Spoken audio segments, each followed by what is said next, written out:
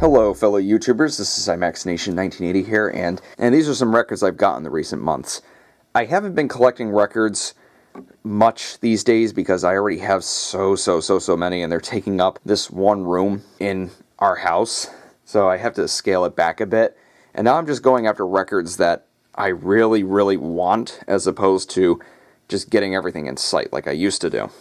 So, to start off, we have John Mayall's Blues Breakers Crusade. I believe this album was released in 1967, and I've actually never heard it, so I am in for a treat. John Mayall and the Blues Breakers are a very notable British blues rock band, and a pioneering one at that, mostly because of their first album, Blues Breakers with Eric Clapton, and that's a real classic. You got to track that one down.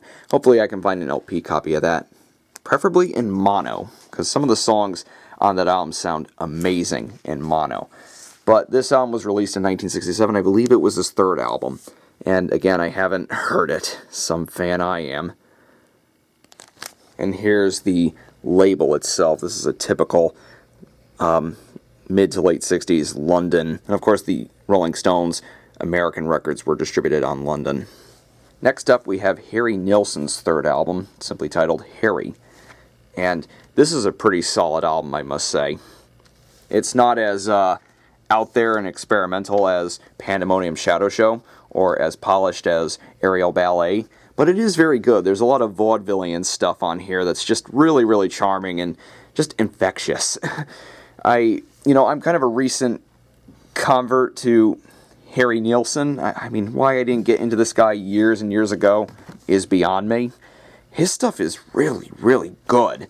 And he has a lot of Beatle in him, and he's often been called the American Beatle. Unfortunately, the only downside about this is not the inner sleeve for Harry. This is for a John Fogerty album, I believe. And here's the label, which is not much to write home about. It's the typical RCA Victor label. But there are some really good tracks on here, and it's probably a decent place to start, though I would recommend something like Pandemonium Shadow Show or Nilsson Schmelson. Hopefully I can find vinyl copies of all those. Pretty much everything from Pandemonium up until Son of Schmelson. But I'd probably go further than that. Here we've got Jay Giles Band live, Full House, and this is a really cool cover. Very minimalist and to the point. I love it. It has a really awesome live rendition of the song Whammer Jammer. It's totally worth hearing. And there's the label, typical Atlantic label. And the original owner's signature is on here. One Jay Giles album I hope to get one day is Bloodshot, the red vinyl pressing.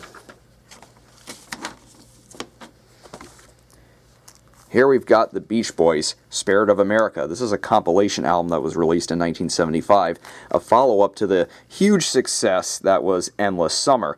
That compilation was put together by Capitol in 1974 and chronicled the Beach Boys' early surf, hot rod, and rock and roll years before their move into more mature, artistic music like Pet Sounds, Smile, and everything that came after that. This album also focuses on the early period, although there are a few exceptions here and there, such as 1969's Breakaway, but Breakaway is a song that kind of calls back to the early Beach Boys records, so its inclusion is not out of place. This compilation also includes a favorite of mine, The Little Girl I Once Knew, a song that, quite frankly, should have been a top 5 hit back in 1965. But this is kind of a cool cover and how it takes a lot of American iconography and makes this big collage with all those things. And of course there's Mickey Mouse on the cover. That's another reason why it's pretty cool. Actually, some copies of the album have a copyright for the Mickey Mouse likeness. Others don't. I actually have 2 other copies of this album, but this one's in really good condition. Yeah, this one has the copyright for Walt Disney Productions. Yep, back in the 70s, they were known as Walt Disney Productions, before becoming Walt Disney Pictures in roughly 1985. And some good photos, of course. The track listing also features a couple obscure Beach Boys songs. So there's some hits there, but there's also some other songs that weren't necessarily hit songs or big singles. Stuff like Custom Machine, which was this really cool car song on the Little Deuce Coupe album, alongside Don't Back Down, which is a personal favorite of mine from the early era, alongside a cover of Why Do Fools Fall in Love. I think that's another underrated gem, overlooked gem. And lastly, here's the soundtrack for Guardians of the Galaxy.